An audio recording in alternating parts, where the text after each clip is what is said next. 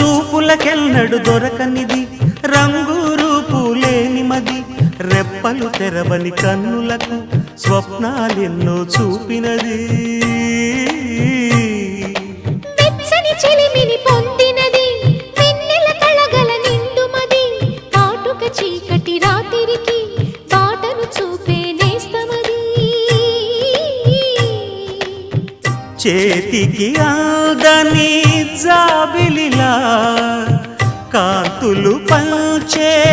మణిదీపం కొమ్మల చాటున కోయిలలా కాలం నిలిపే అనురాగం అడగని వరములు కురిపించి అమృత వర్షిణి అనిపించే అమూల్యమైన పెన్నిధి శుభోదయాల సన్నిధి మనస్సనేది